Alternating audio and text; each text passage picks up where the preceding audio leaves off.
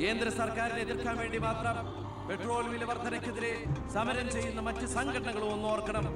അവരുടെ സർക്കാർ ഭരിച്ചിരുന്നപ്പോഴും ഇവിടെ അടിക്കടി വില വർദ്ധിപ്പിച്ചിട്ടുണ്ടെന്ന് എന്ന് കരുതി കേന്ദ്ര സർക്കാരിനെ ന്യായീകരിക്കുകയല്ല ഞാൻ.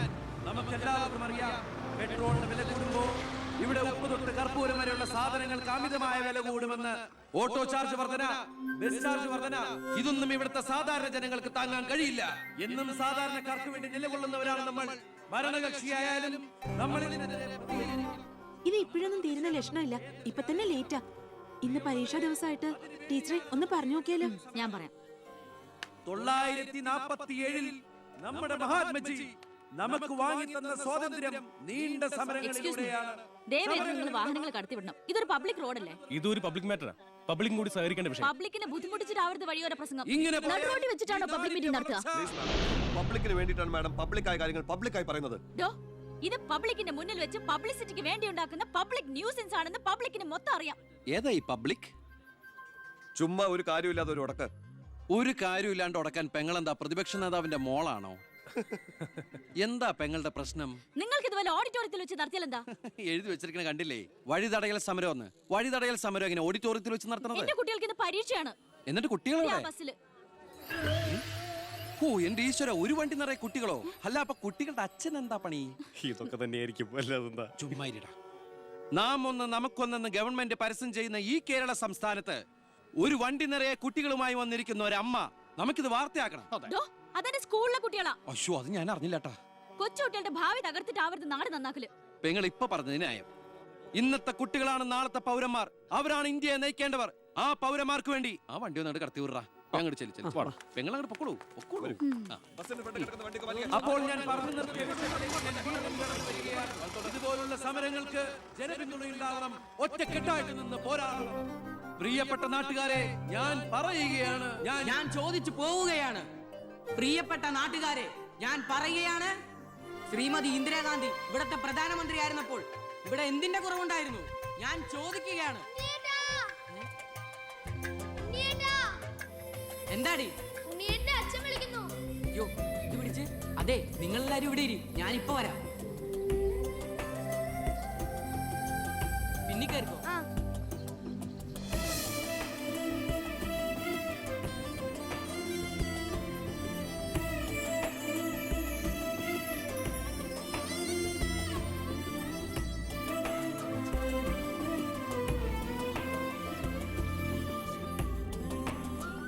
മോളെ, ഇതൂടെ ഒന്ന് കഴുകി വെച്ചേരെ. ശരി.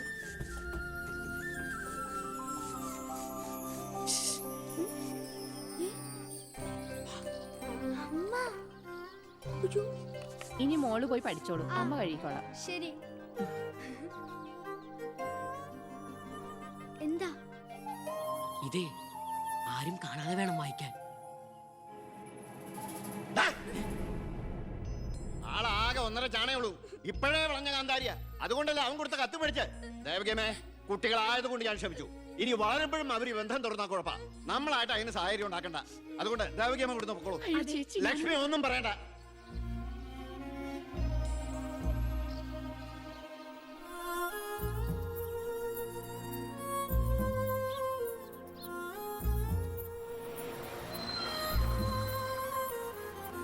ടീച്ചറെ, സ്കൂളെത്തി, ഇറങ്ങണ്ടേ?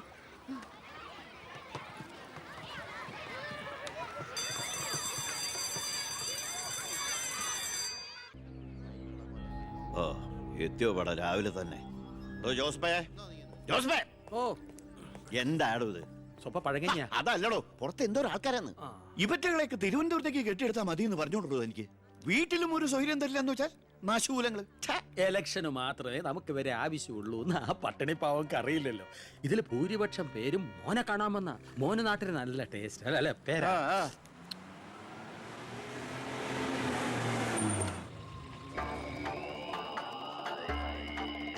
വെണ്ടർ ചാണ്ടിയല്ലേ വരുന്നത്? കാശ് എത്ര ഉണ്ടെങ്കിൽ എന്താ വെണ്ടർന്നല്ലേ പേര്. ഞാനൊന്ന് കുളിക്കട്ടെ. കാക്ക വിളിച്ചാ കൊക്കാവും. ഞാൻ ചാണ്ടിയെ ഉദ്ദേശിച്ച. അയാളോട് മാത്രം അകത്തേക്ക് വരാൻ പറ. ബാത്റൂമിലോട്ടോ.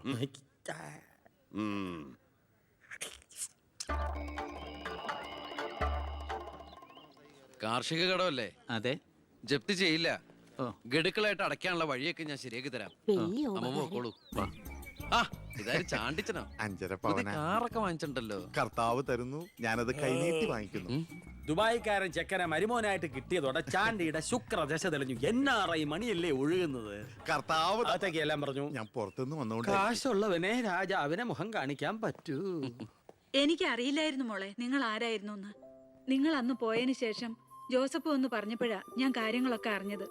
അറിഞ്ഞപ്പോ എന്തുമാത്രം വിഷമിച്ചു എന്നോ. മോളോടും മോളുടെ അമ്മയോടും അറിഞ്ഞോ അറിയാതെയോ ഞാൻ മോശമായി പെരുമാറിയിട്ടുണ്ടെങ്കിൽ ഈ അമ്മയോട് ക്ഷമിക്കണം. എന്തിനാ ഇപ്പൊ അങ്ങനൊക്കെ പറയണേ? അമ്മ ഞങ്ങളോട് ഒരു തെറ്റും ചെയ്തിട്ടില്ല. അമ്മേ, ഹാ, ഒരു വണ്ടി കുട്ടികളുടെ അമ്മ അല്ല ടീച്ചർ. പെങ്ങളെന്താ ഇവിടെ? ഉണ്ണി, നിനക്ക് ഇവള് മനസ്സിലായോ? നമ്മുടെ വീട്ടിൽ പണിക്ക് നിന്ന ദേവകിയുടെ മോള. ശാരി.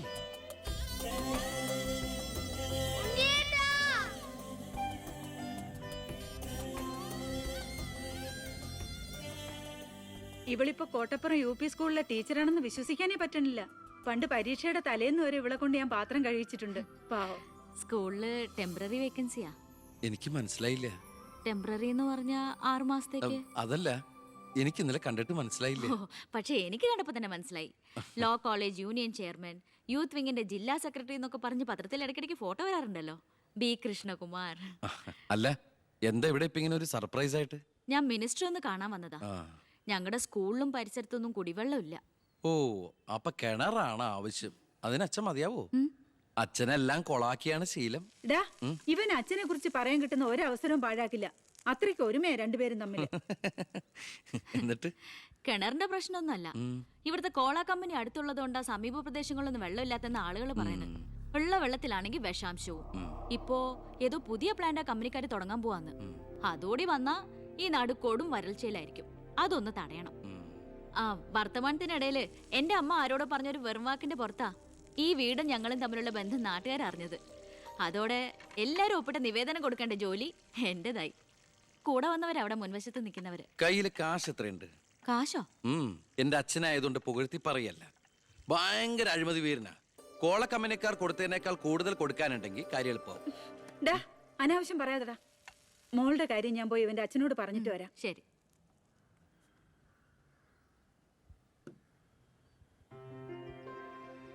പിന്നെ വിളിച്ചത് കാര്യാക്കണ്ടോ? എന്ത്? പെങ്ങളേന്ന്. ഓ, അതിനെന്താ? അങ്ങനെ കണ്ടോളൂ. അയ്യോ, അങ്ങനെ കാണാൻ പറ്റില്ല. എനിക്ക് ഇപ്പൊ തന്നെ 3 പെങ്ങന്മാരുണ്ട്. ഇനി ഒരെണ്ണം കൂടി താങ്ങാനുള്ളൊരു കപ്പാസിറ്റി എനിക്കില്ല. അതുകൊണ്ട് തനിക്ക് തന്റെ പഴയ സ്റ്റാൻഡ് തന്നെ മതി. പഴയ സ്റ്റാൻഡോ? കുട്ടിക്കാലത്ത് ഞാനൊരു ലവ് ലെറ്ററിയും ഒരു കത്തി ഞാൻ തന്നില്ലേ? അന്നത് തമാശയായിട്ട് തോന്നിയെങ്കിലും പിന്നീട് ആ തമാശ എന്റെ കൂടെ വളർന്ന് വളർന്ന് ഇപ്പൊ നേരിട്ട് കണ്ടപ്പോ സീരിയസ് ആയി. അന്ന് ഞാൻ സീരിയസ് ആയിരുന്നു. പക്ഷേ ഞാൻ വളർന്നപ്പോ ആ സീരിയസ് എന്റെ കൂടെ വളർന്ന് ഇപ്പൊ നേരി കണ്ടപ്പോ തമാശയായി. അതെന്താ? എനിക്ക് ബുദ്ധി വെച്ചതാ. വെറുതെ ഒന്ന് പോടുന്നേ. മോളെ, ഞാനവന്റെ അച്ഛനോട് പറഞ്ഞിട്ടുണ്ട്. അങ്ങോട്ട് ചെല്ലും. കാത്തിരിക്കുക അവിടെ. ശരി. അതെ, വെറുതെ എന്തിനാ? താൻ അങ്ങോട്ട് ചെല്ലുമ്പോ ഇപ്പൊ എന്താ ഉണ്ടാവണമെന്ന് വേണമെങ്കിൽ ഞാൻ പറഞ്ഞുതരാം. ഞാൻ അച്ഛൻ. വരൂ വരൂ വരൂ. ലക്ഷ്മി പറഞ്ഞു ദേവകിയുടെ മോള് വന്നിട്ടുണ്ടെന്ന്. നീ അങ്ങ് വളർന്നു പോയല്ലോ. നിവേദനം എടുത്ത് കൊടുക്കുന്നു.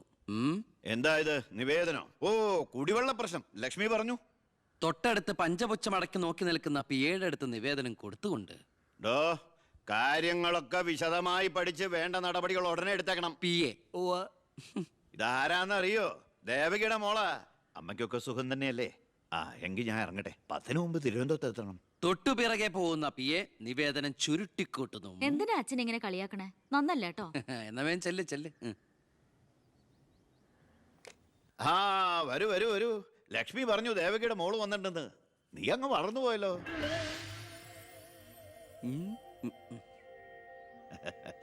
എന്താ ഇത്? നിവേദനോ? ഓ, കുടിവെള്ള പ്രശ്നം അല്ലേ? ലക്ഷ്മി പറഞ്ഞു കാര്യങ്ങൾ വിശദമായി പഠിച്ച് വേണ്ട നടപടികൾ ഉടനെ എടുക്കാൻ പറഞ്ഞേക്കണം. ഇതാരാന്നറിയോ? ഇല്ല. നമ്മുടെ ദേവകിയുടെ മോളാ. വീട്ടിൽ അമ്മയ്ക്കൊക്കെ സുഖം തന്നെയല്ലേ? എന്താ ഞാൻ ഇറങ്ങട്ടെ. 10 മുമ്പ് തിരുവനന്തപുരത്ത് എത്തണം. 2 തറക്കല്ലൊരു നാടമുറി. ഇപ്പൊ എങ്ങനെയുണ്ട്? മന്ത്രിയുടെ വഴിക്കൊന്നും കാര്യങ്ങൾ നടക്കില്ല, നടത്തില്ല. നമുക്കൊരു കാര്യം ചെയ്താലോ? കളക്ടറേറ്റ് വഴി ഒന്ന് മൂവ് ചെയ്യാം. വാ.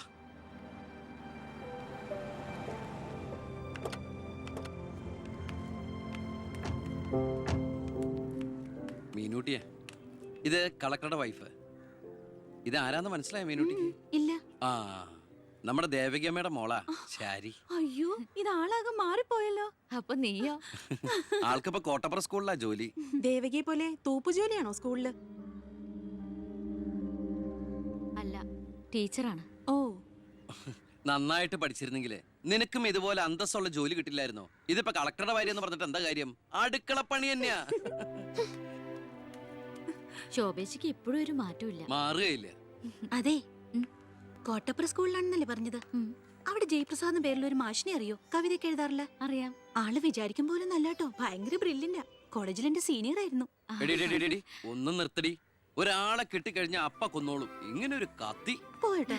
വാ പോവാം. കൂടെ വന്നവരൊക്കെ വിളിച്ചോളൂ. ശരി, വരൂ. ഞങ്ങളുടെ കുടുംബത്തിലേക്ക് ഒരു IPS കാരൻ കൂടെ വരാൻ ചാൻസ് ഉണ്ടെന്ന് പൗത്രം പറഞ്ഞപ്പോ താനായിരിക്കും ഞാൻ കരുതിയില്ല. ഇതിനു മുമ്പ് നമ്മൾ ഒന്നും പ്രാവശ്യം ഒഫീഷ്യലായിട്ട് കണ്ടിട്ടുണ്ടല്ലേ? സർ, അളിയൻ കാണാൻ വന്നിട്ടുണ്ട് സർ. വെയിറ്റ് ചെയ്യാൻ പറയും സർ.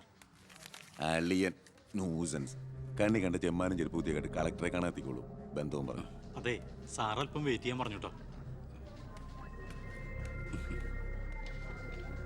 നമ്മൾ എത്ര നാളായിട്ട് സമരം ചെയ്യാം, പക്ഷെ ഗവൺമെന്റ് അവരുടെ കൂടെയാണ്. ദാ ഇന്നും കൊണ്ടൊരു പട.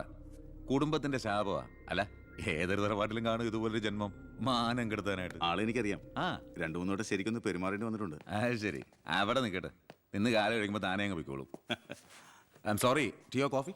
Coffee 2 coffee. ഈ സർക്കാരിന് നക്കാപ്പിച്ച ശമ്പളം മേടിച്ചുകൊണ്ട് ഇവിടെ ഇങ്ങനെ വന്നിരിക്കുന്ന വല്ലാത്ത ബോറടിയാണ്.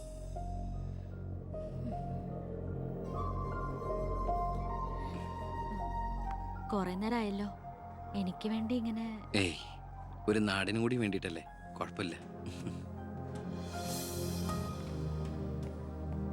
അളിയാ, CM-ന്റെ അളിയാ, എന്നെ മറന്നു അല്ലേ? 3 മണിക്കൂറായി ഞാൻ വെയിറ്റ് ചെയ്യണു. വാ അളിയാ, ഇത് ശാരി. അളിയനും മച്ചമ്പയൊക്കെ അങ്ങ് വീട്ടില്. Call me sir.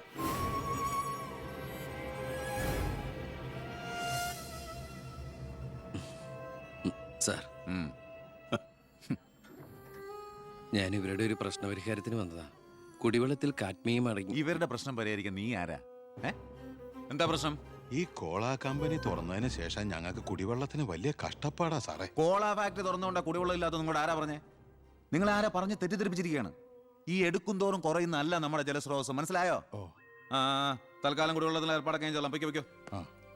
പിന്നെ ഇതുപോലുള്ള ഒഫീഷ്യൽ കാര്യങ്ങൾക്ക് വരുമ്പോ ഇമാതിരി പീര രാഷ്ട്രീയക്കാരെ വിളിച്ചോണ്ട് വന്ന കളക്ടറെ ഒന്ന് നേരി കാണാൻ പറ്റുന്ന പോലും വരില്ല. മനസ്സിലായല്ലോ? സാർ, ഈ IAS എന്ന 3 അക്ഷരം ആളുകളുടെ മുമ്പിൽ ആളാകാനും കേസ് വീർപ്പിക്കാനല്ല ഉപയോഗിക്കേണ്ടത്. ജനസേവനത്തിന്. ഏയ്, നേരത്തെ പറഞ്ഞില്ലേ ചില പീറ രാഷ്ട്രീയക്കാരെന്ന്. അവരോട് ഇടപെടണമല്ല, എന്നോട് ഇടപെട്ടാണ്ടല്ലോ.